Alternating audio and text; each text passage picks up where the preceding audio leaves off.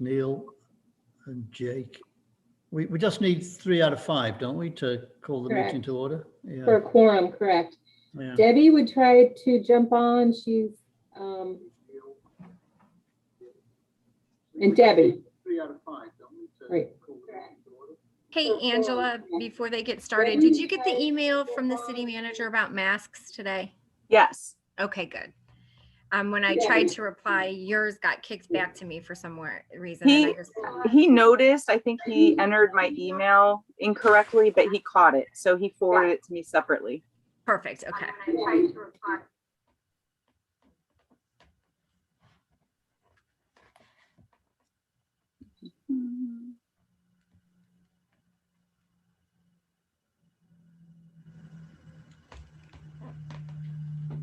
There's Neil.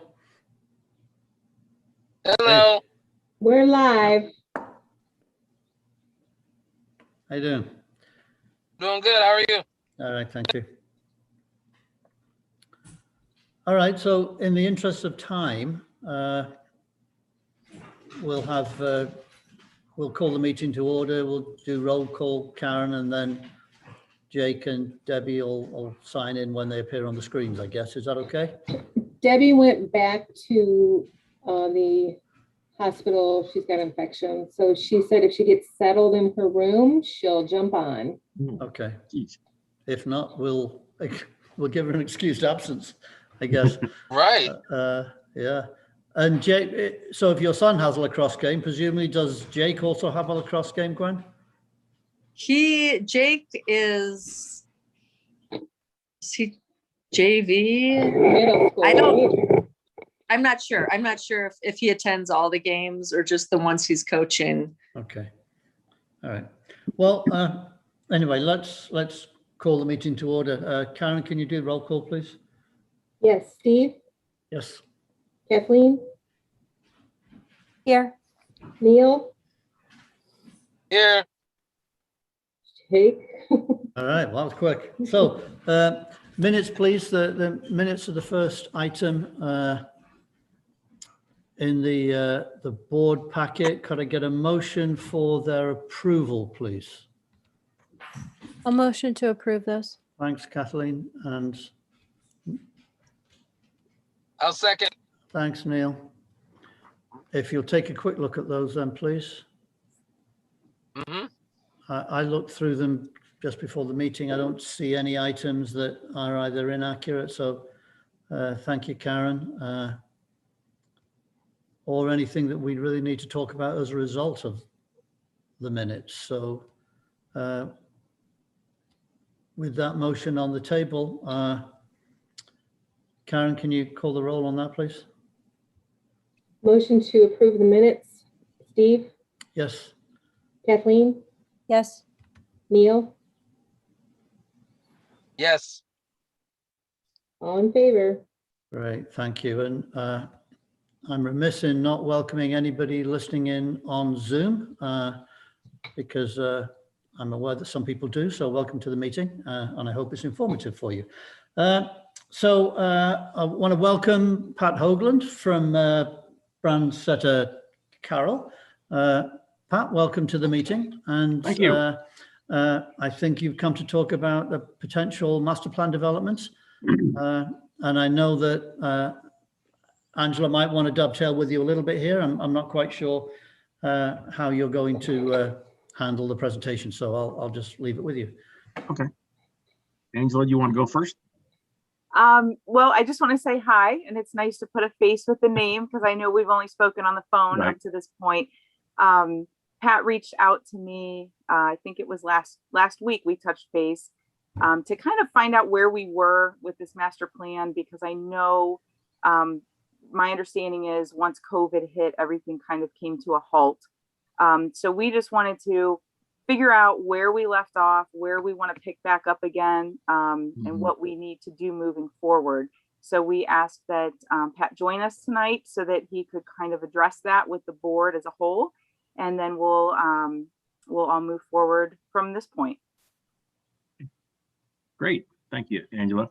Yeah, it's great to be back with you again. Yeah, I think we'd met with the board in November of 19 and did a presentation on the process. And then it just started the process. It actually drafted a survey, had sent that on, and then Kevin and I had gone around and looked at the parks, got stuck in the snow in one of them at the time. And then COVID hit and everything just, they decided to slow down the process at that point. So we just barely gotten our, toes in the water when we had to stop. So now we're starting back up again.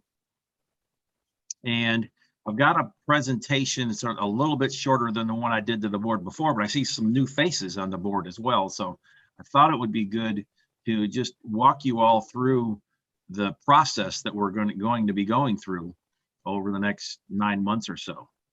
If I've got the ability to share the screen.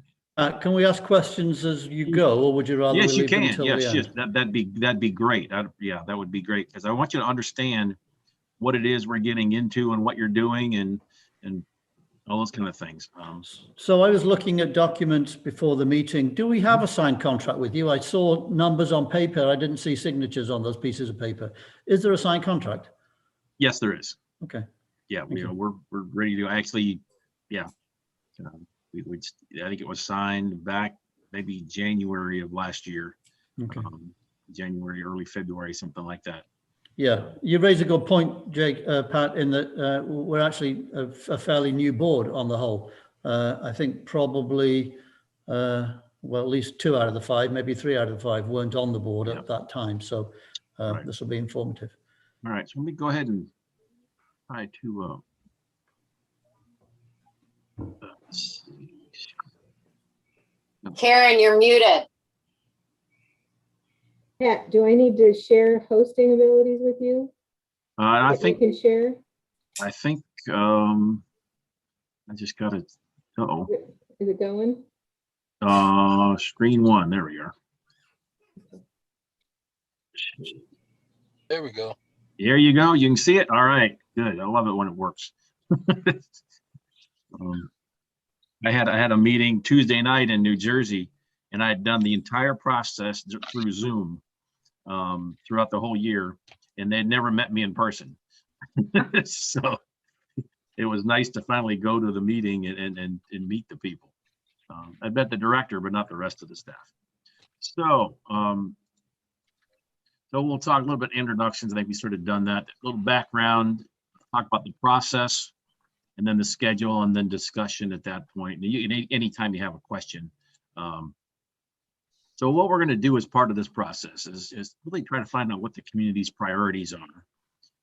What and how many facilities you need, the land you need, facilities that should be developed, where they should go. When should they be developed? Because not everything can be done right away. What will it cost to construct and to operate? That's one thing that a lot of these plans look at just what the construction cost is, but we look at how you're going to operate these as well. And how much more land do you need, and how much staff will be needed. So there's a variety of things that we'll be looking at as part of the process. Just as a little background, this is a lot of the systems we've done master plans for in Ohio alone.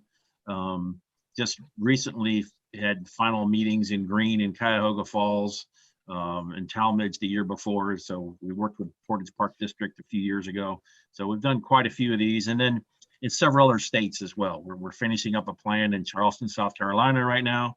And unfortunately we couldn't go there during all of COVID, but wanted to go there. But so we've got a lot of experience, and this is not we're not marketing at this point. So I just want to give you a little background there. So the people that will be working on this, I'm the principal in charge of the project. Keith Rodenhauser is a planner. He'll be doing a lot of the GIS analysis and a lot of the writing. Nancy Nozick is an architect in our Cleveland office. I'm actually in our Lexington, Kentucky office, but I seem to be up in that area all the time. Tom O'Rourke is the former director of the Charleston County, South Carolina Parks and Recreation System. He's been a speaker at the OPRA conferences several times. He speaks all over the country. Very, very well known, and he's great at funding programming operations. Then Hannah Krebs is a planner, and then we get involved in the process of developing strategic plans. She'll get real involved in that. And Tyler Strader is a landscape architects that'll be working with us on some of the concepts and the design. So those are the main people. There's other people that will help as well. So why this process works, and I'm not going to get into all the text on here, but we have a good bit of public involvement, so that that at the end, this is what the public really wants. Right now, all is the squeaky wheels that come to council meetings and park board meetings. So we'll have a good idea of what the people really want. We look at all the aspects of the delivery of your services, the programs, facilities, marketing, operations, all that, and they typically lead to implementation. We've seen that during COVID, people went out to the parks in droves. They discovered parks they'd never been to before. We hope they'll continue to do that. But I think the importance of parks has been elevated as well. So this is a good time to be doing a plan while that iron is somewhat hot. And there may be funds that the city will be getting that they maybe can't use directly for parks, but it might free up other funds that they can work on some of these improvements in the plan as well. So the process is a 4-phase process that we do the first 2 phases at the same time. The evaluate phase is where we're getting our arms around your system, looking at your parks, looking at trends, looking at benchmarking to other communities, looking at where the gaps are. And I'll show you some of the examples of some of those deliverables in that process. The engage phase is the most fun part of the process, where we're actually listening to your citizens to find out what they need. And we'll talk about that a little bit. From all that, we work with you and the steering committee to develop a vision for the future. We'll build upon the vision and mission that the city has from their 2018 strategic plan and apply that to Parks and Recreation specifically. And then from that vision, we develop the plan. So it's a process that you go through. That first phase, the evaluate phase, again, we're looking at demographics, looking at all the previous kind of studies that you've done, policies, your management, your funding, inventory, analysis of all your parks. We map your parks, show you an example of geographic distribution analysis. Then we also do some outward thinking things in terms of benchmarking to other communities, and then looking at some trends. All this helps us to identify the gaps in the services, both in terms of geographic areas or populations that are not served, and also the opportunities that are out there. So we'll have a steering committee for the process, and that's one of the first things that you all need to help with is to get the steering committee together. So there should be at least one elected official from some council on this committee. Staff is obviously on it, board members, but then representatives from the schools, seniors, athletic organizations, the county parks, the Portage Park District, possibly youth organizations, and some communities have even had high school students on the steering committee, and then other city departments that would be interested. So those are some of the typical kinds of people that would be involved in a steering committee. As part of that, we do a service gaps analysis. So the map at the top is an example of looking at the park service areas, or a 10-minute walk or a 5-minute drive to the larger parks. And we map the parks, and then we map all the different types of facilities that you have separately, each separate map. So one for picnic shelters and ball diamonds and rectangular fields and all those things. Then we take all those layers and do a composite map. You see, these are examples from Talmadge. So those red areas are those areas with the least amount of service because they're farther away from facilities. And the blue areas, well, the dark blue, the bright blue are schools, but the dark blue are areas that are well served because they're close to parks. Some of these red areas are undeveloped areas, so obviously you don't need to develop those, but some of them, especially in the South, for that example, are areas where they need to develop some additional parks or additional facilities. So that's what that gaps analysis does for us. Then the benchmarking, we use a program through the National Recreation and Park Association called Park Metrics. And we look at things like acres per thousand residents, your budget, acres per staff, how much land is developed, how much revenue you generate, and the trails and those kind of things, to get an idea of how you stack up against other similar communities. This is not the most important thing in the plan. What we hear from your residents is more important, but this gives you a benchmark both to probably 30 or 40 agencies and then nationwide. We'll look at that. Okay. And that leads us into the engage phase, and that's been different in the past year for sure. So we've had to do a few things a little differently. We were actually already we had a community meeting one night in Cuyahoga Falls. We're going to have another one the next night in Greene, and that's when the governor said everything shuts down. So we were already in town, and when they canceled the meetings. But we like to piggyback on any community events. When you start having those, we'll have a series of stakeholder groups, public workshops, and then a couple different types of surveys that I'll show you. And then, the open houses, community events. So all this raises awareness of parks and recreation in the community, creates buy-in by the community, and helps to identify what those needs are. What do the people really want? Show some of those. These are pictures of us out getting public engagement. You see, that this one in the middle on the right, we wear these, go out in the parks, meet people in the parks where they're at. We walk with people on the trails. We have these bright green shirts that say, "Let's talk Parks and Rec" on the back. And that's worked really well during COVID at this point, since we really haven't been able to have all the public workshops, but hopefully we'll be able to do that. We did have one, a very good one in Elyria back in October, where we used a large double-sized gym, 2 gyms, and had stations along the outer wall. We just gave everybody a pen and a pad of sticky notes, and they were able to provide some input, without having a lot of one-on-one contact. So that's examples of public engagement. And then promotion, that's a key thing. Westlake actually put banners up on every sign at every light post in town. It was amazing. Put these signs all over town. Fairfax, Virginia did these yard signs that they put in all their parks promoting the public workshops. And they're fun, interactive kinds of things that we do with people to get them engaged in the process. So I'm hoping we can do some in person. A lot of dot voting, the dollar voting. You saw people use, they give them $1,000 in play money and they vote on types of things they'd like to see. And when we do these stations, like you see here, there's usually 3, one for parks and facilities, one for programs and events, and another for trails and natural areas. Then a place to fill out some of the surveys. These are examples, some of the types of dollar voting boxes that work really well when you can meet with people in person. So we're hoping you might not be able to do that right away, but maybe later in the process we can do some of this. It's fun. The kids can do it as well as the adults. And then I'm not going to go through all this, but we use a variety of different types of public engagement just to reach different audiences so that we can get as many people as possible involved in the process. And one thing that we're doing that we just started is a mind mixer site. So this is the one we've got set up right now, and you can go on there already. It's really a community conversation.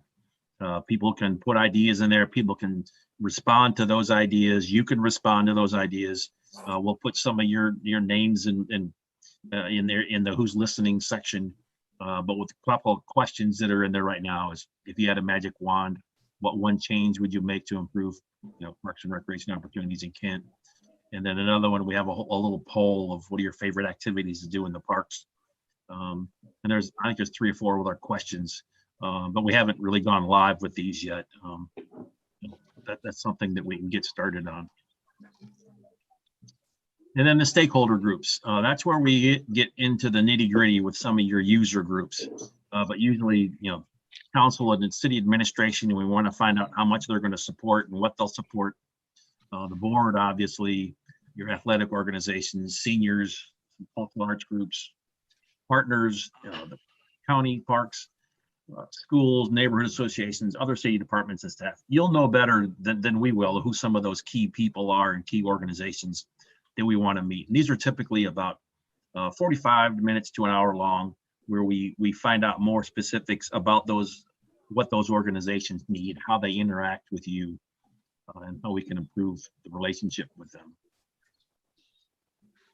So, how many participants do they have, the trends in their participation, is it going up or down, what facilities they use and the condition of those, the relationship with you and how that could be improved, and then looking at the future. We're always looking down the road to see, what can be done to improve things over the next 10 years or so. Then we have two different types of surveys. One is a statistically valid random survey, and in this case, I think it's going to get mailed out to 2,000 households. We want at least 400 returned back, and we have pretty good luck doing that. But it's a random sample of households. And we find out a lot of really good information, about, what parks they use, programs they are involved in, their satisfaction with those. And key one right here is the reasons for lack of use. Why don't they use your parks and facilities more? A lot of times we'll find out they don't know what's being offered. So we'll find out why they don't use things more. Those results are all geocoded, so you can see on the map on the right, those red dots are approximate locations of where people live. We don't want to put exact locations. And that's a check to make sure that we've got every part of the community covered with the results of the surveys. And we've had really good luck with matching up with the demographics pretty well. And we have a group that's done well over 1,000 of these throughout the country called ETC Institute. A lot of them for Parks and Recreation agencies. This is an example. We asked people how they would spend $100 for park and rec improvements, just to get a feeling of their sense of priority is one question without getting into detail there. And then we'll also do a web survey that anybody can fill out. So we hope to get at least 1,000 of those. And we take the results of those two and put them together. The blue in this case is the mail survey, the statistically valid one, and the green is the other, the web survey. So you can sort of see the difference. The interesting thing is that mail survey, when you ask the question, have you used a park intent in the last year, is typically around 75%, because you get some non-users as well.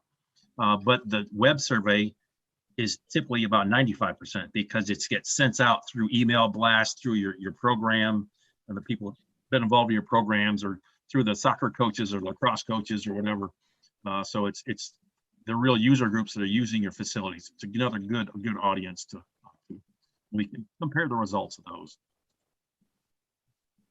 And one of the things that comes out of this is we take two of the questions. One is, how those items that are the needs are unmet, the most unmet programs and facilities.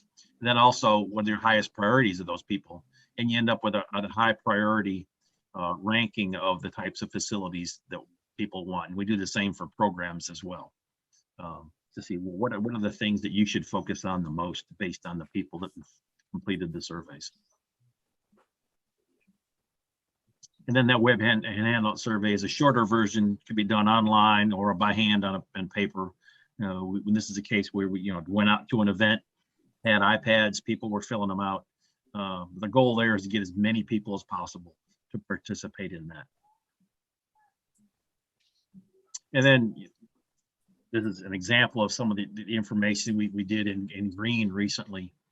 We had like 552 people on the MindMixer site, over 1,000 on the web and handout survey, a lot of stakeholder groups, spent 2 days in the parks meeting with people, met with 101 people. So it's a variety of different methods of getting public input. You see that's Hannah there talking to one of the people out in the parks.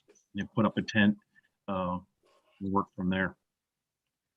And this is an example from green, just showing the types of things that people told us the most, types of programs, facilities, and their overall system recommendations that people told us. So we try to graphically summarize that with some of the top elements.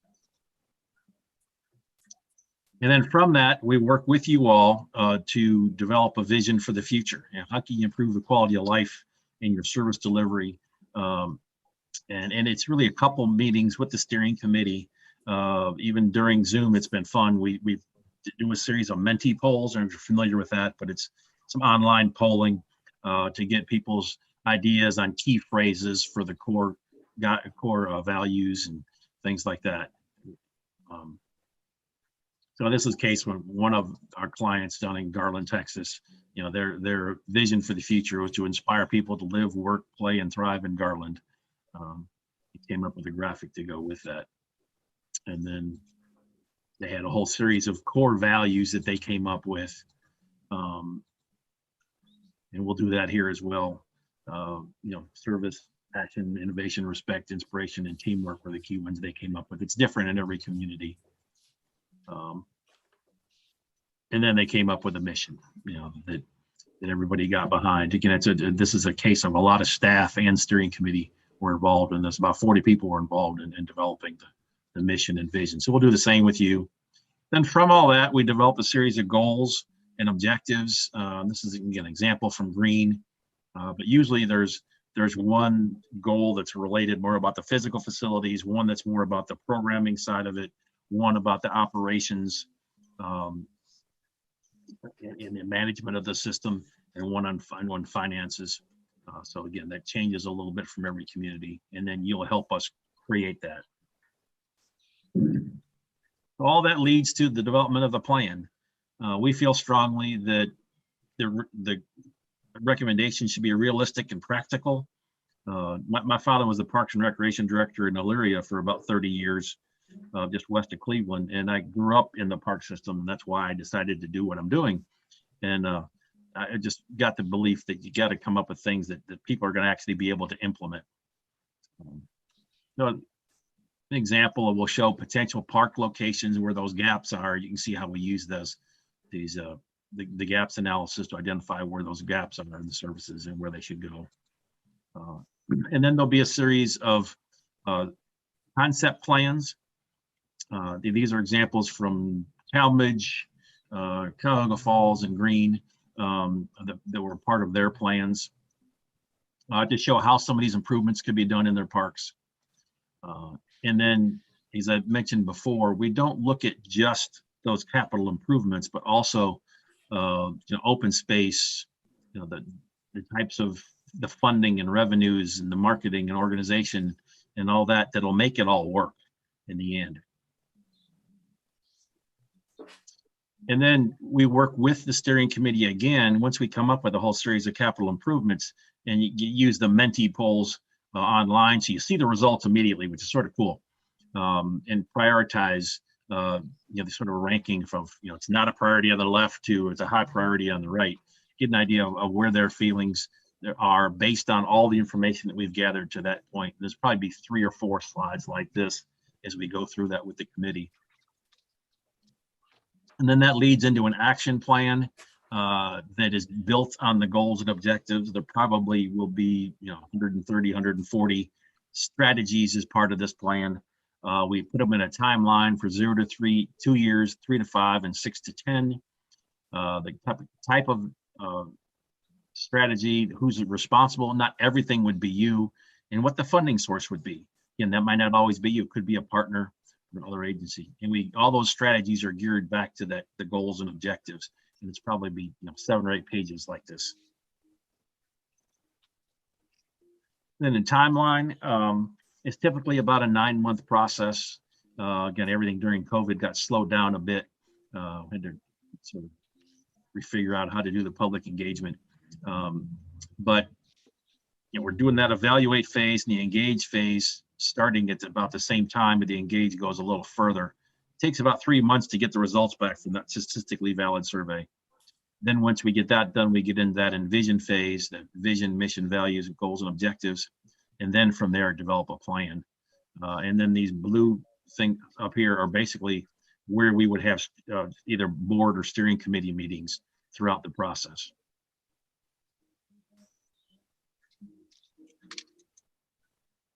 So I know I went through quite a bit pretty fast there. I'm going to go ahead and stop sharing. See if y'all have, if that all makes sense to y'all, or have any questions? Yeah, I do. It does make, I have a question. I saw that you were coming up with, it said different events that you wanted to do. Who comes up with these events, or do you just piggyback off some city events, or how does the events and gathering some of that information happen? Yeah. If you got any events going on, we would piggyback on some of those where you've already got people gathering. The same with when we come out and meet with people in the parks. We try to find those times of day in those parks that have people in them, so that we can, maximize our time there talking to people. So, if there's a point where you're starting back up with events, we'd like to piggyback on some of those.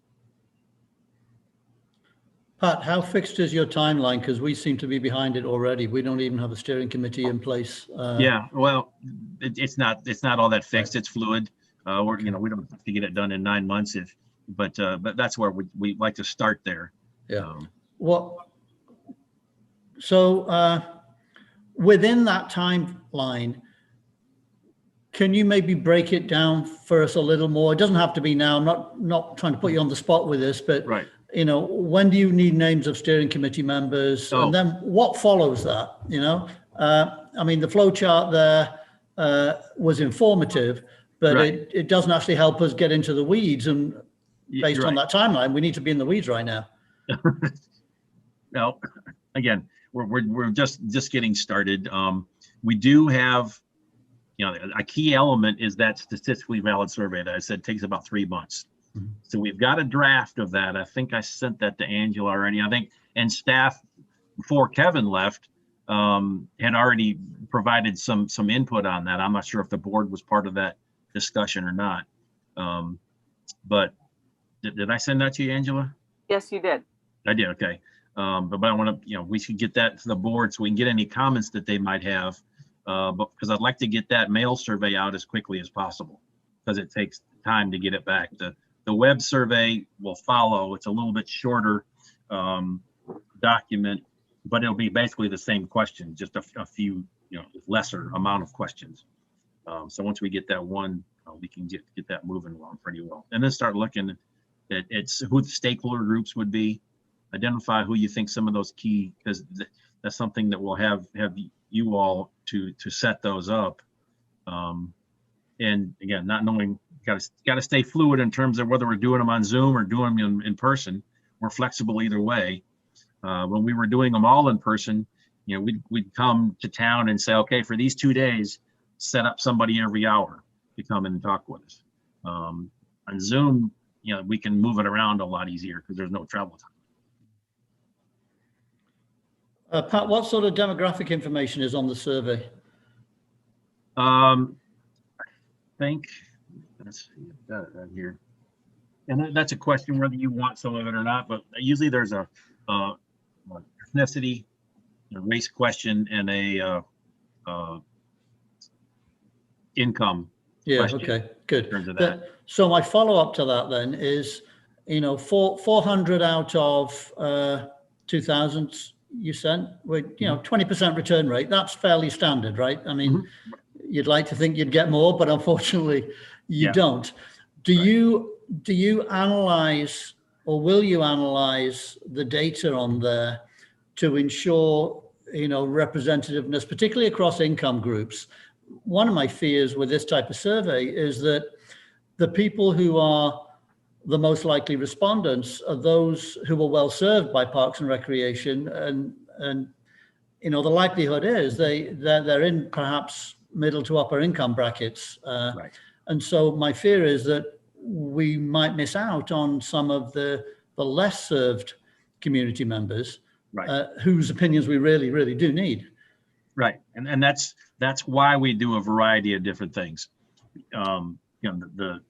The mail survey, yes, we will not reach the lower income people. They just typically don't fill out surveys as much as others. Right. But when you go to the parks and you go to your events and talk to people, that's when you reach some of those other people, the people that are out in your parks using them. Right. So that's one way that we're trying to do that. Yeah. Now the web survey, the one that the people that are involved in your programs that will get an email, the people that are involved in sports, so that the coaches can send it out to them. We'll get good response from them, from those groups, and that reaches across demographic groups as well. Yeah. Hey, just one more from me. What's the optimal size of steering committee? Probably about 12 right around that 12, 13, 14 at the most. So that list of constituencies, you're really talking about, Yeah. one person from each group, right? Or there might be some people that fit the bill on a couple of those. A lot of people are volunteers in a lot of different areas. And not everyone, because you don't have to worry about every group in town being represented, because they will be involved in the stakeholder groups. So we'll get their input. Okay. And we're looking for people that are going to look out for the overall good, not just their specific sport or activity or interest. Yeah, good point. Thank you. Mhm. Other questions, folks? Nope. No? From board or staff? No?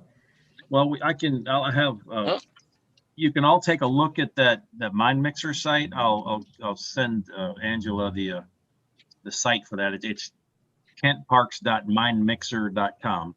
And you can check that out, and we can add more information on it, but And so we need to publicize that URL. Yeah, then. that, and then as soon as we get the web survey ready, you can publicize the heck out of both of those. Well, more than likely, we'll get a lot more people involved in the web survey. It's a Survey Monkey.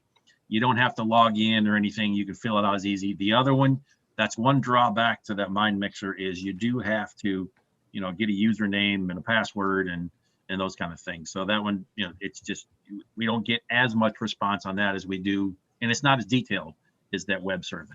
The web survey is what you need to promote the most. But the nice thing about the Mind Mixer is, the web survey, we're done with it in 3 months. The Mind Mixer continues on. We can keep adding questions and put the draft vision mission goals up there for people to react to, and we can keep that engagement going once we get people in there the first time. Right. Okay. Okay.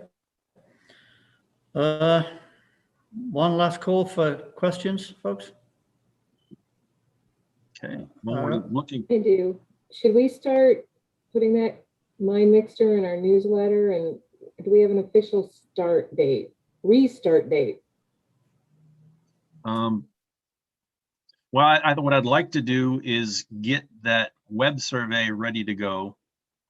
If I can get a sign off on the both of those surveys, and we'll promote them both at the same time. So that'll be a key thing. And on the Mind Mixer, one other thing is there's a place in there you can have an introductory video, and like a 1-minute video. It's the mayor or Angela or somebody doing that. Over in Cuyahoga Falls, for example, Mayor Walters, without a script, just did an awesome job of just saying how great the Parks and Recreation Department is, and how we're starting this process of developing a master plan. We need your input. And it was a great intro to it. So it's nice to get that as well. So if there's whoever you want to do that video, and we can send an outline of what to say for that as well. But we'd like to get that in there before we go public too. All right.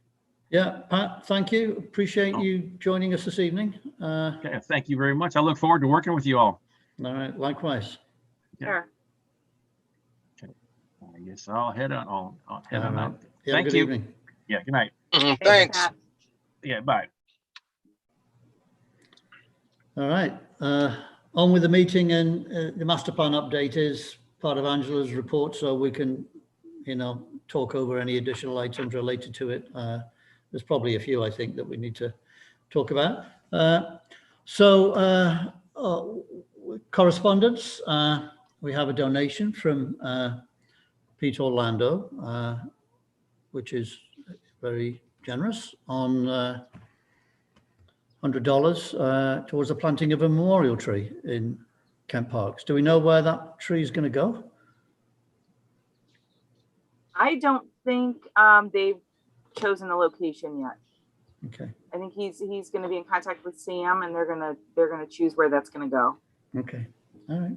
Well, very nice. So we don't have any outgoing correspondence, so we're on to staff reports with revenue and expenditures first. Angela, is that you? It is. So I have included the reports that you're used to getting for both March and April for your review. And I wanted to point out, if you take a look for each month at the payment register, and that is a list of checks, outgoing checks that were cut and sent to various vendors. I had met with finance because was just learning this software program that the city uses here.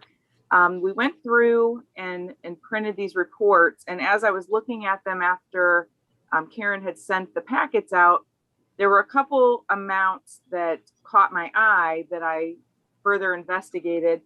If you look at the March payment register on page 2, there is, if you look at the far right column, you'll see an amount for just shy of about $23,000. Mm-hmm. That's the one that jumped out at me. So I immediately looked up who New Mind Group was. And it is a payment that was made by IT to renew the entire city's Google licensing. So I further looked into it, and our portion was only about $500, but the software system pools the total check that was mailed to the vendor. It doesn't break it down on these reports by department. So I kind of went into that with finance because I said my gut feeling was that was the case for things like Ohio Edison, Dominion, some of these larger amounts. Those are total checks that were dispersed. Those charges were dispersed among several departments, not just Parks and Rec. So the totals at the end are not really a true reflection of the totals that were charged to our fund as expenses. So they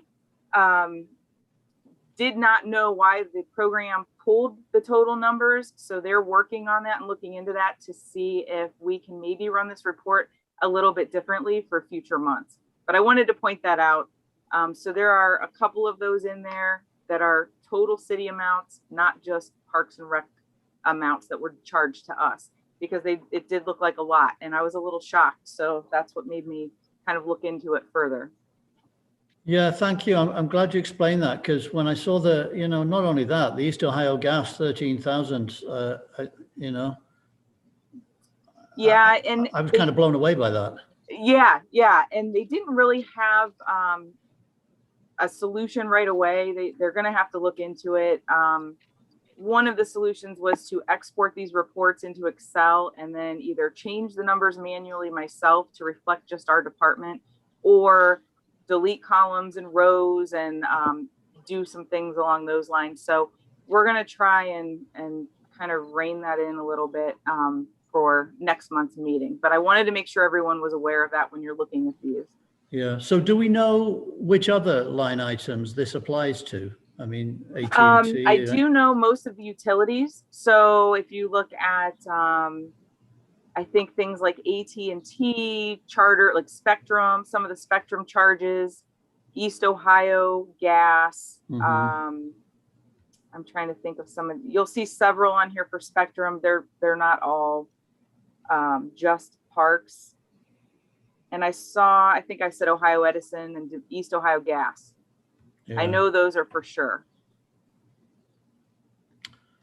Okay. And I think janitorial services as well. Because there's a couple different departments sharing those costs. So when you pool all of those, it would make an enormous difference to the total payments, wouldn't it? Yeah, I looked at the totals for each of the months and I thought, there is no way we spend this much every month, 12 months out of the year. I would be a little concerned if that was the case. Yeah. So we'll see. They were going to look into it. They were possibly going to contact the software vendor themselves to see if there was a way to get around the reports appearing this way. So we'll see what we can do for next month.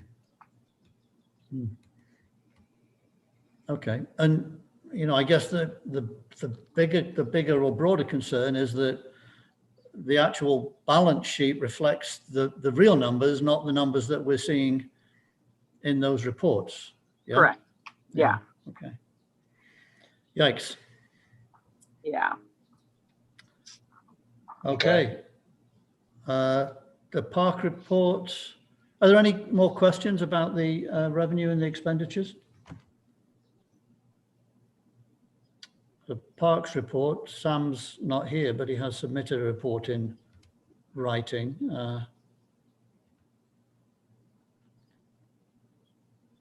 Yeah, I didn't know if everyone just wanted to read over that and see if you had any questions. I can go through them if you want me to go through each item. I know he was unable to attend tonight kind of last minute. They had a rescheduled softball game for his daughter. Yeah, no, I don't think it's necessary to go through item. I mean, that's why written reports get submitted, right? So that we don't need to rehash them word for word, just so that the board knows. Angela and I did a tour with Sam yesterday morning to take a look over all the park projects that are ongoing and sort of park needs, maintenance needs, both major and minor. And that was very informative for the both of us, I think. Yeah. Yes, Okay, Angela, I'll just let you. Oh, sorry, my mistake. Recreation report. All right, we have a lot going on right now with recreation. So I think basically youth soccer, spring adult softball, and youth baseball and softball is in full swing right now. I know we've started fall soccer signups as of now as well. We've got our flag football clinic coming up in June. This is the first time we've done this. We're working with Marcus Wright, who's going to be our tackle football coordinator along with the high school coach. So that month of June is for any tackle or flag football player to attend and just get a basic idea of the game of football. And then they're going to kind of make their decision on whether they're playing tackle or flag come fall.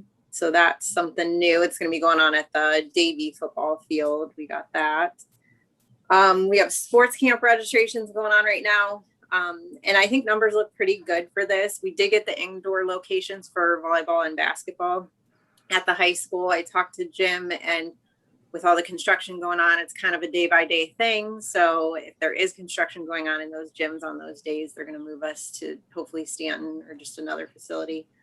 And we actually have Kathleen coaching our field hockey camp. So that's awesome. She's coming back for that. We're excited. Outdoor basketball is going to be coming up since we didn't have a basketball season indoors this past year because of COVID. We're excited to be able to offer that again. Fitness center, something new with that. We haven't had a Zumba-thon in a while. That's usually a large Zumba class that we do. We're doing this one outdoors. We do them on holidays. So the first one coming up is on Memorial Day at Stonewater. Another new program under recreation is the outdoor art classes. Jeff Ingram from Standing Rock Cultural Arts contacted us and was interested in doing outdoor art classes again because of COVID in our parks at Fred Fuller. So we are letting him use the pavilions for art classes for 6 to 11-year-olds and then 12 to 16-year-olds. So it'll be 2 different sessions starting in June, one in June, one in July. And the maximum is 20 kids each for that. So we're hoping to have a good turnout for that because it's just another option besides sports and it's outdoors. So hopefully it'll help the parents feel comfortable with being outdoors. Last babysitters training is this Saturday. I may do another one in September if there is a need, but we've been pretty successful with that. Last kids night out of the school year was this past month. We'll return in September. Summer camp registration is big right now. I know Karen's been busy working on taking people off the wait list. We did up our numbers a little bit because of the restriction or the mandates being lifted. As you can see, we're adding a lot of things to our summer camps this summer that we didn't get to do last year because of the pandemic. So we're working with Crooked River, the police department, Kent Social Services, and then something new this year, which is awesome. We're working with Gwen Our Davy kids are going to be walking downtown Kent. So they're going to be able to get back into the Kent Free Library, and then they're going to walk downtown to either River Edge Park once they check out their books to read under the bridge there, or we're going to take them to Dan Smith Park and play in that area there. But Gwen has been so gracious to let the children stop by for a little sample of popcorn each week. So the staff were really excited about that. So, so that's something new with the camps. I talked to Justin Smith from the health department today about the mandates and how they're going to affect the camps, but we're basically like waiting to see what ODJFS decides when it comes to the kids, because pretty much all of our kids can't get vaccinated yet because they're 12 and under. So they're probably going to be wearing masks all summer still. And even my staff that have gotten vaccinated, but it's not confirmed yet. Hoping to have that out before the 7th when camps open up. And then next school year looks very promising. We've gotten a lot of interest. We opened registration up for preschool and before and after school on May 3rd. And we're getting families back that we haven't seen in a year. So I'm really excited about that, to go back to a normal school year, hopefully. So, and I think that's it. Put my current numbers down for now. We increased a little bit when we went to the 4 days, but again, not back to normal. We usually have about 150 kids total between all 3 programs, but hoping to open up Longpoint again next school year. So. Well, thanks, Megan. Thanks for the detail. There's an awful lot in that report. That's appreciated. Yeah. It will be interesting to see how long it takes for numbers to rebound to somewhat, to close to what they were pre-COVID. Yeah, for sure. Hopefully not too long. But we'll see. Thank you. Yep. Any questions for Megan? Megan, I had just a quick one. If you know, you said soccer fall registration already open for fall? Yeah. Right, okay. Karen, as far as I know. Yeah. Okay. And then with outdoor basketball, things like that are coming but aren't out, will that just be blasted out or on the website? Yeah, I can remind our coordinators about that. I know it's going out in the June newsletter, the outdoor basketball. But we can definitely do an email blast on that as well. Okay. Thanks. And the sports camps went out to the schools too. Yeah. Did we ever hear back from about? I thought we had a guy that wanted to bid on using the concession stand down there at the base at Kramer.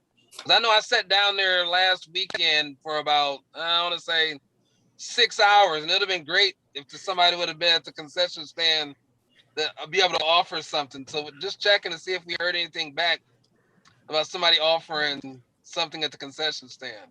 No, we haven't had anyone, to my knowledge, and I haven't been informed by anyone here prior to me that anyone expressed interest in that for this year.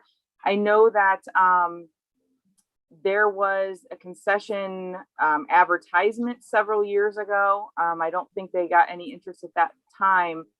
And I think the consensus of the staff here was it was too expensive and a little too complicated of an agreement. So I have that in my report coming up, but I can jump ahead quickly here because I want to kind of revisit that for fall. The only interest that we've had in the last several weeks since I've been here was one vendor who would bring their own cart to the park to sell concessions. And I did discuss that with I think Dave Ruler and a couple of the other administration at City Hall. And currently the city has, I don't know, Melanie, if ban is the right word, on concessions and food trucks. And they put that in place during the pandemic because the restaurants were struggling. They didn't want to allow outside vendors to come in and sell their concessions. And I double checked this week and it does apply to the parks.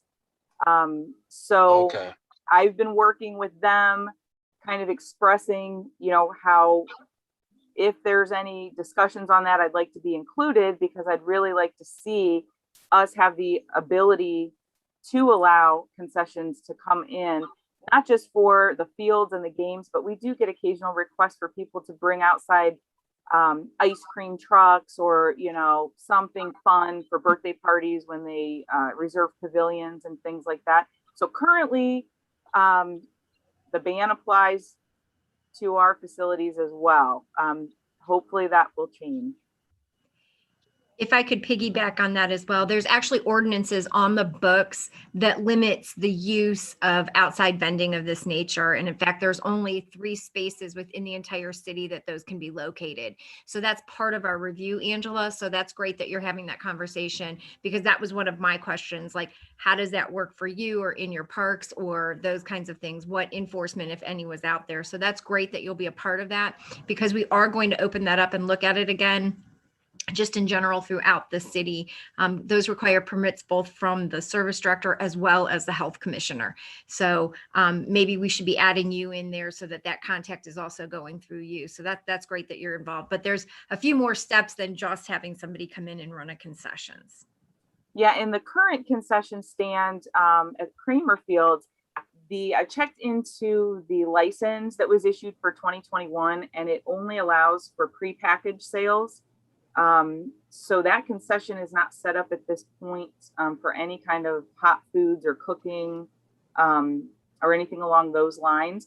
And I think there's some facility upgrades that need done to that concession stand in order to get a higher level of food license for that particular facility.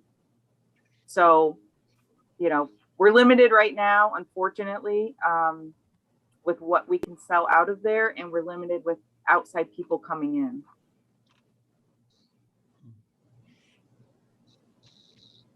Okay. Lots of limitations, but all right. Yeah. So Angela, do you want to just continue with your report? Because Sure. Concessions in the parks was one of those items, but maybe go back. Do we need to talk more about the master plan?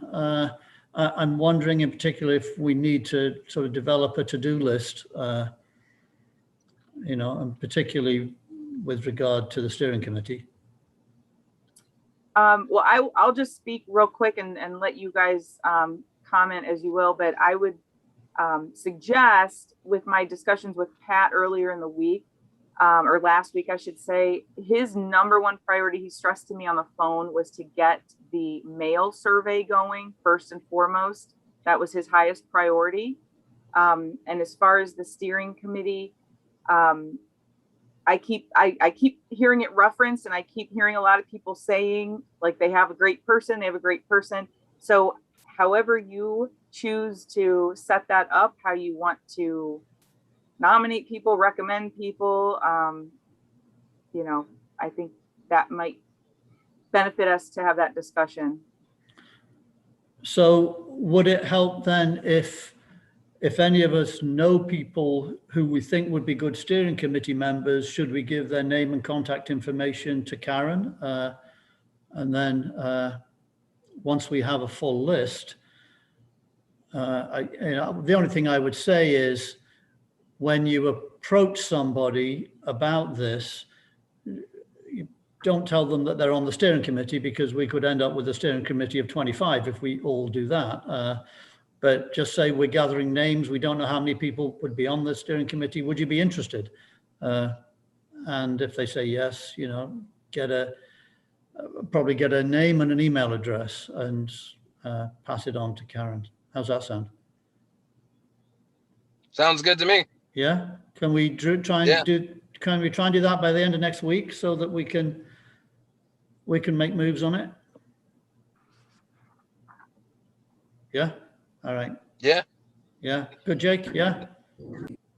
Yes. Sorry, there's loud music going. Yeah. You're all right. You're good. Okay. Good. That'll at least Steve. get us started. Yeah, Gwen.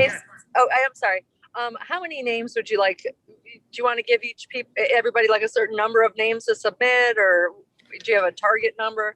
Well, Pat said he thinks the optimal number is about a dozen. You know, I think we've got to be conscious that if it comes to making decisions on things, the more people that are on a steering committee, the more difficult it is to make decisions, yet you need enough people on it for it to be representative. So I would say, you know, a dozen is a good number to start with. And if we end up with 15 because we need those extra members to ensure representation across the community, then that's what we end up with.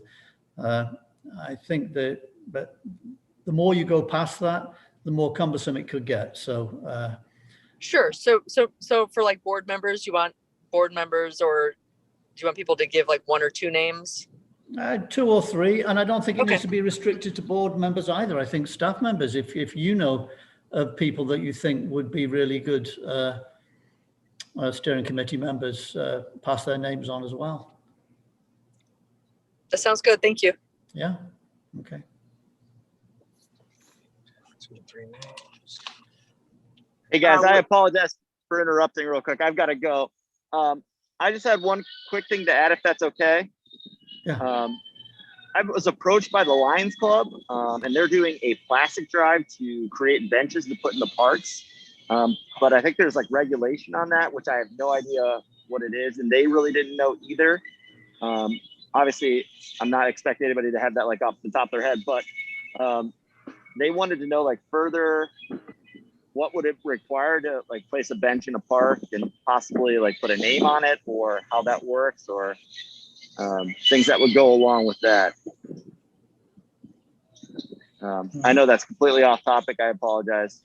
That was just something that I was approached about. Well, perhaps,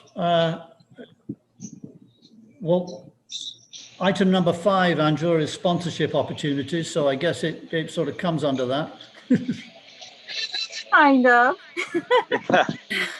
Probably not the sponsorships you were looking for, but yeah. Yeah, well, and Jake, we can look into that, and I can get more information Yeah, I just on wanted that. to put it on your radar. I know that they were planning on approaching you, and just didn't want you to get jumped out of the blue on that one. So, Okay. but other than that, that was all I had to add. I apologize for cutting in there. All Okay. right. Thanks, Jake. Hope the game goes well. All right, see you guys. Yeah, thank you. See you All guys. Bye. Bye-bye. Andrea, I'll leave it to you to jump to wherever you want to on the list. Okay, well, I'll just go down the line, or go down the, I'll just go down the line. So the Brady's Leap Portage Bike and Hike update, and Melanie and I'll probably share the next 2 items on here a little bit, but I was taken on a tour of the construction earlier this week with Jim Bowling and Rhonda Boyd. They were gracious enough to give me a hard hat and take me out on the trail to see all of the progress. So that is obviously underway and moving along, and it's a fantastic project. We were contacted by ODNR about submitting some invoices for reimbursement that had gone unanswered, I think, for a little while. So engineering took care of that. I mean, I involved Melanie, and she got them to the right person who was able to submit for reimbursement. So I did include a reimbursement invoice attached. You can see the amount that we'll be getting back for that project. And we did discuss the next segment, which is in a future plan, but I do know that engineering is going to be conducted on the next segment of that trail, I believe in August or by August, because the next grant deadline to apply for funding for the next segment is due in August. So they're going to be moving forward on that. And that's Jim and Rhonda are working on that as well. So is there anything else you want to add on that, Melanie? So construction wise, it is moving along really well, but we are having some difficulty with actually hitting bedrock. and there isn't a lot of the topsoil that we had anticipated going through those pathways. So luckily, one of the commodities that we are very rich in here in Kent, and that is our compost, and the fact that people bring us tons of stuff to chip up and recycle.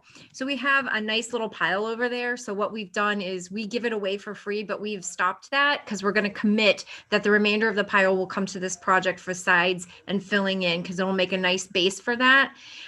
So hopefully that will save us money. It doesn't cost an invoice change then. So we were pretty excited to be able to use up some supply that we're trying to get rid of in service and be able to utilize it for this project as well. I know with that being said that some of the steps, I think they were running into some problems with being able to cut the stone. And so some of the steps may actually be stone steps. Bedrock is amazing here in Kent, and we don't have to dig very deep to find it. And so some of those complications they're working their way through. So that's good news actually for the project, because it will lower the costs. It might be a little more labor intensive, so materials and labor may work their way out, but it's kind of exciting to be able to use the natural stuff that's there.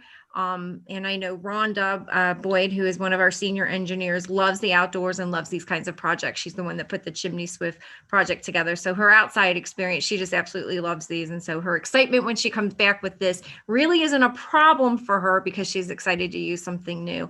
But we're very pleased. They're still working extremely well with Sam. And as far as I know, I haven't heard, but the 3 trees or 2 trees that he wanted to save is still being saved. So it's a great project, great collaboration. So I appreciate that as well. Moving on to the Park in Luthi moratorium. The first council meeting of this month, they did discuss extending that to the end of August. So you can tell me if I'm wrong. I'm assuming that this has been discussed maybe in previous parks meetings prior to me coming on board. But I know Melanie and I just talked about this today, and she was gonna kind of add a little bit to that as well. So as I had presented to you back in January, this actually started last, I think it was October. This is a part of our community development and the planning side of things. So when anybody comes in to develop, whether it's a housing development or an apartment building or things of those natures, there is a park in lieu fee. So if they don't have land to dedicate for a park and their minimum land requirement is 3 acres, then they have to owe us a fee based on the number of residents. So as I had reported back in January, they had extended it from January till the end of May, and they don't have all of those items worked out. So they're going to extend that to August. Now, the only fee that holds up is the city's participation. So if new development comes along, we still figure it at the old rates in the old process for the developer, and the developer still owes that before he can move forward. But anything that the city would owe is on hold right now, because it's a 2-pronged thing. We figure out what the fee is that the developer owes, and then the city matches that out of the capital fund for park improvements. So they're looking at a more equitable way. My understanding is the formula that we were using is over 30 years old. And so they're just looking at something that's a little more equitable for all parties involved, but also making sure we're still getting monies for the parks. So that's been extended now until August 30th. And that was actually approved yesterday at council's meeting. So I've encouraged Angela, and I'd be happy to go. I think it's kind of community development, the park director, and myself, along with our law director, meeting to make sure that we're all on the same page with how that formula will function afterwards. Because unfortunately, Angela will be the one that'll have to figure that out and come to an agreement with developers. So this isn't related to any particular project at the moment. This is just a formula, and so when you say it's been extended, do you mean the moratorium's extended? Okay. Correct. So because decisions have not been made on how that formula is going to look, is that right? Correct. Exactly. Okay. All right. Thank you, Melanie. Right. Concessions, I'll skip over that one since we've held discussion on that. Sponsorship opportunities, I have been in contact with a company called Look Strategies. I've worked with them in the past, and we were very successful in building some really nice sponsorship packages that will be available year round. So I'm in the process of gathering a lot of information to pass along to him as far as events and annual events and year-round programming, educational programming, our youth sports programming, the facilities that we have, current sponsors that have worked with our programs, currently or in the past. So this will be at no cost to the city. They take a small commission of every sponsorship that agreement that they are able to successfully gain on behalf of the city. So there will be more to report on this in the future. We're just in the preliminary stages of this, but I did want to mention this to the board because I think it's a really positive thing and it's going to be very exciting moving forward. So I'm excited to see where this leads us. Kent Roosevelt Athletics. I think my first week almost, I met with the athletic director, Mark, over at the high school. And we had Garen was present as well here from our department, from our office. And we had a very nice long discussion about positive changes and building positive relationships between the schools and Parks and Rec, and how we can run our programs in parallel with each other, how we can benefit each other's programs. So there's more to come on that, but I'll be attending some of their functions with their athletes and with their parents. And then they are also going to be involved on the flip side of that with a lot of our programs, and lending, some of their athletes and coaches and their expertise into our rec programs and kind of giving them an introduction to who's who.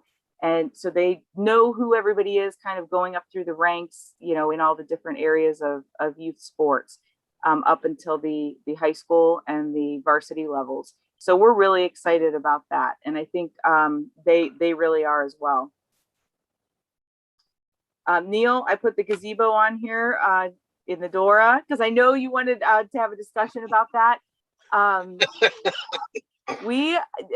As far as I know, that area, I was just telling Melanie earlier today, I got a lot of feedback after this past weekend just about how crowded it was over the weekend, even through Sunday evening.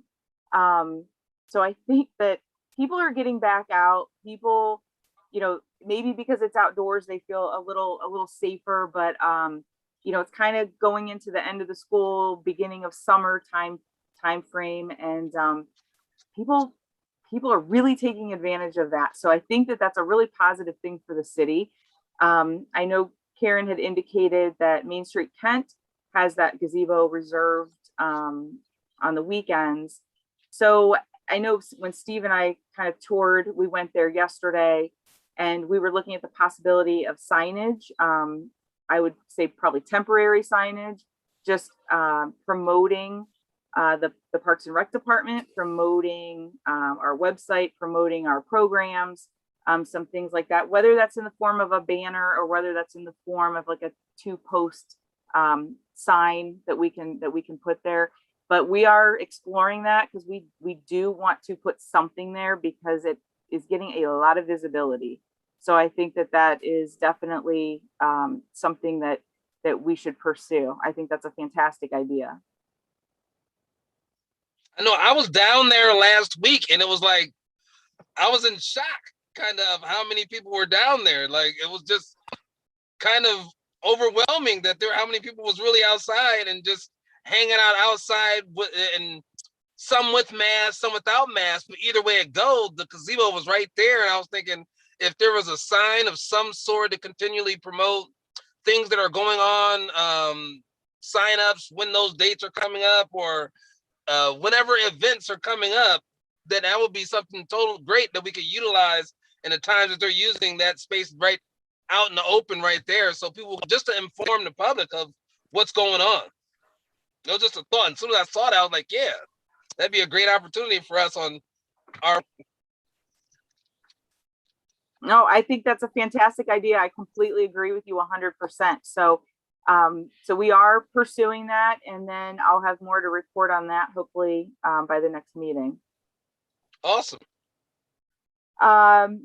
Next, just just kind of a little brief overview of the first, several weeks being on board here, being part of the team here in Kent. And I personally think things have been going very well. As I indicated, I think before I even started, I really was planning to take the time to make a lot of observations and see how everybody's, how everybody's wheels interacted with each other and how they operated. So, I'm taking notes, and I am, definitely prepared to address, some items as we go along and to make some changes. And I think I indicated in my report, we may require an executive session at some point in the future to discuss some of these things. But overall, I'm just very happy to be here, and it's been a great start over the last several weeks working with everyone here. So it's been wonderful. So thank you again. The 2022 Parks and Rec budget. And I know, Melanie, you said that Rhonda maybe sent something out about pushing that date back a little bit, because I looked, and if something was sent out, I did not receive anything. But we are going to start discussing soon the 2022 budget. So just be prepared for that. We'll start going through that so that we can submit that to finance and get it exactly how we want it going into the new year before it goes to council. So you guys will see that. You'll have a hand in that. You'll approve that before it goes beyond us. So that's something we'll be working on here in the very near future. And the last item I had, I'm not sure if there was a different meeting time, like maybe pre-COVID, and I think the question just wanted to be raised if everybody was still happy with 5:30, or if there was anyone who wanted to go back to 6 o'clock. And I just wanted to raise that point for discussion, so you guys can tell me. 5:30 is fine with me. Yeah, it's neither here nor there as far as I'm Okay. concerned. Kathleen, do you have a preference? When? Either, same with me. Either one's fine. I spoke with Debbie, and she was either one. Okay. So is 5:30 better because it's closer to the end of the workday? And I think so. I mean, I think for us at least, because I know the three of us in the offices are still here, so that makes Right. it probably a little bit better for us. yeah, okay, But we would do either. okay. All right. Well, let's settle on 5:30 then. Okay. Why not? 30 is good to me. Yeah. Yeah, keep it easy for everybody. And those were all the items that I Sounds had for good. tonight. All right. So the next meeting will be on the 17th, yes? 17th of June. Okay. Well, that concludes Angela's first meeting, and Melanie, I'm assuming your last meeting. That is correct. Not that I don't love these and really want to participate. I may bump in every once in a while just to see what's going on, but Please do. I just want to take a moment to thank the board and thank the staff for their openness and allowing me to participate with you for the 4 months that I had that opportunity to do so. It was a great learning experience for me. I had an opportunity to work with really great people. Angela is blessed with the staff that she has. The staff is blessed to have her as well. But I just wanted to take the moment to really say thank you, because I did enjoy it. I do love being outdoors. I loved all the things they have. They're cool, unique, and innovative. They pumped me up at a time when I probably really needed to be pumped up too. And so I may bop in for some of that energy from time to time. But truly, my heartfelt gratitude goes out to all of you for that opportunity to participate and be a part of your board. So thank you for that. And I wish Angela nothing but success. My door is always open. And for the staff as well, my door is always open.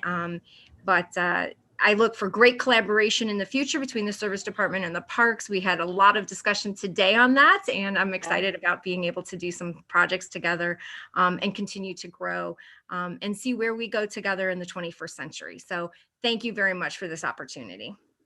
Well, thanks, Melanie, and thanks for your leadership during the intervening period between permanent directors. It was strong, and it certainly helped the department get through that period, I think, and know that you're always welcome at meetings. I mean, they're open to the public anyway, but no, you'll be particularly welcome if ever you get the inclination to drop in, either virtually or in person, once we get back to that. Okay. Yeah, I just want to echo that as well. Just thanks for coming in, stepping in, and holding the seat down, and while we were in our transition. So yeah, feel free to step in at any time. Yes. Thank you for your steadiness. It was appreciated, I know, by everybody. So thanks for your hard work. Yeah. Thank you. I'm assuming we're staying with virtual meetings for the time being. Will there be some directive from council about whether we'll move to in person, or is this a board decision that we take by ourselves? Do we know? Last I heard, the council, we have like a unified command kind of response to the pandemic. So they had a meeting about it, and they just sent an email, which I believe Angela should have received, I think, about mask mandates and meeting in person. So council's not planning on meeting in person, or at least we're going to discuss it maybe in June or July. But I'm not sure. Angela, you probably have a better idea of like the number of people, at your meetings and your space that you have available. Yeah, I think at this point, I think we were going to kind of follow what the other departments and committees and city council were going to do. I mean, if you vote to change that, we certainly can move that up. But I think there's still, if I'm not mistaken, there was discussion about a bill where some of these public meetings, it goes through, I think, the end of the year to continue to meet virtually. Now that could change, of course. So really, I mean, we can revisit this, in June or July. It's really going to be up to you. Yeah. No, I'm not in any particular hurry to make a change. I was just curious. Yes, and at our last staff meeting where we met, we kind of discussed this together collectively as a group. And we do have directives, actual directives from the city manager by way of our health commissioner that are still in effect. And while he raised today that we don't have to wear a mask if we've been vaccinated, those who are unvaccinated should be still wearing them. Those directives are still in place. Once those are raised, and there is also still ordinances on the books that do not allow for mass gatherings or more than 10 people, masks are required. So I think we're going to kind of wait and see if in June those things kind of get shaken out. And then I would anticipate you guys could make those decisions to move back to in-person meetings. So I think there's still a few logistics that still need to be worked out. So I wouldn't crowd Angela too much on that, because we all as directors are still like, oh, so we just learned today at 3:30 we don't have to wear masks, and now we have to deal. So kind of like bridging up for COVID, there were so many changes you had to do.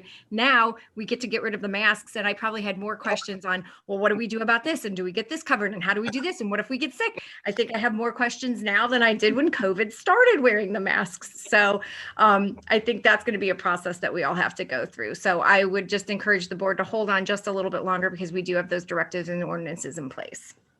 All right. Thank you. All right. All right. Any other business? Anything for the good of the cause? No, then I'll entertain a motion to adjourn, please. Motion to adjourn. Thank you, Neil. I'll second.